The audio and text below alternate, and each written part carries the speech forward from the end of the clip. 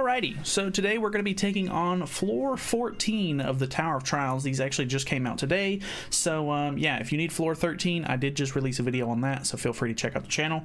But yeah, this one's pretty good because it gives you 30 diamonds and 2 SSR tickets, which is actually pretty nice. So the whole gimmick with this one, from my understanding, is if a character has 150% or more crit defense, they get a 1000% base stat boost, and that's pretty much the whole gimmick. So we're going to be using an Assault Mode Meliodas team just for the basic fact that, if you can see here, his crit defense is already at 118%, which is very, very high. If he gets the Nanashi buff at the very beginning of the turn, he'll actually get an extra 20% crit defense from Nanashi's passive. And we are also going to throw on some crit defense food, which is this will be the first time that I've really ever used crit defense food, so that's really interesting. If I'm not mistaken, Festival Zeldris also has pretty high crit defense as well, so if he gets the Nanashi boost and we get the food buff as well, he should be over 150%. So with all of these three being counted as demons, Sigurd really isn't the greatest for this specifically, but I just wanted to use him to maybe try to get some extra buffs out on melee, so that way he can do some more damage, because I have already tried this once with base green Escanor, and he actually did pretty well because his crit defense is already like 121% or something like that. So just with the crit defense food, he's good enough, but the rest of my team died pretty quickly, and the enemy actually has a lot more health than I had originally anticipated for. So the problem with that is it was just going to take forever. I could have beat it with just Escanor, but it was literally just going to take so long to do. So we're going to hopefully be able to beat it a little bit faster with this right here. You can, like I said, you can use base Escanor if you really want to. It will work. It'll just take you a little while to actually get, you know, all of the enemies down because of the damage and everything like that. So it doesn't seem like Zeldris is getting the boost, unfortunately. Looks like Sigurd is going to die here, unfortunately. It is what it is. This is actually going to hinder us a little bit, because once he dies, Melee's passive isn't going to work as good with Nanashi coming out to the front. I don't think Zeldris is actually getting the buff. Let me see if I can check his stats really quickly.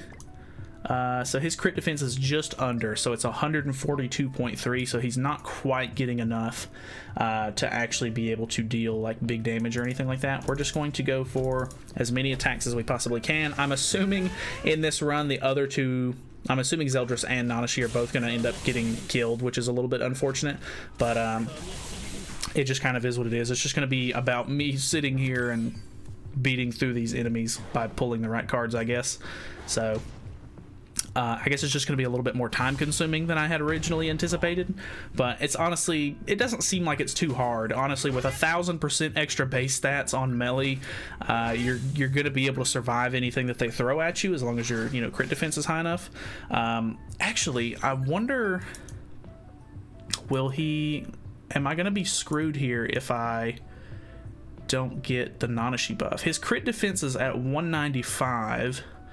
So we should be okay, I think, because of these basic stat buffs, because we're increasing all stats by 5% because of his passive. So I think we're fine there. I think if you use the new melee, you could probably be okay with that too, because he increases all stats. If you have a unit like Assault Mode who increases all of their stats, you could potentially have a decent time with that. So we'll maybe be able to kill this guy. I doubt it.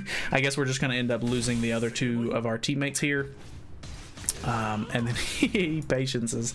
So yeah, this one's just going to be kind of time consuming, if anything. I'm going to just sit here for a second and whittle down their HP, and we'll come back. Unfortunately, Weinheidt does have a move that actually takes off ultimate gauge, so rushing ults is not really ideal, because you're really not realistically going to be able to hold on to it. So that's kind of unfortunate, but yeah, we've already lost our melee buffs here. Ooh, this actually might be a huge issue. We're still good on crit defense, but if they kill Nanashi and everything like that, hopefully we can get enough basic stat buffs to continue doing okay.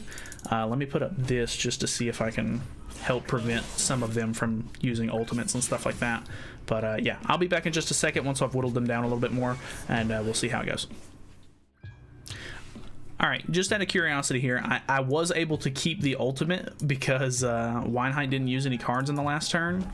So, as I mentioned, Nanashi and everybody is dead.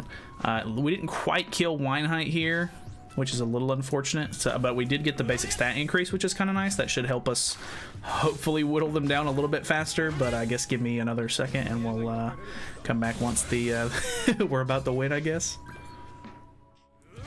Alright, so I should be good here. I'm pretty sure this next attack is going to kill. He actually does have a move. I can't remember if it was this guy or the extra enemy that he had, but one of them definitely used an attack seal on me, which held me up for another turn. So this one's more or less just kind of annoying. It's not really that hard, but yeah, that took me about an extra 3 minutes of just sitting there letting them hit me while trying to actually get some damage in. So I don't know. You can use Assault Mode Meliodas for this. You can honestly, you could probably use him with the food on its own and solo this fight. It would just take a little while.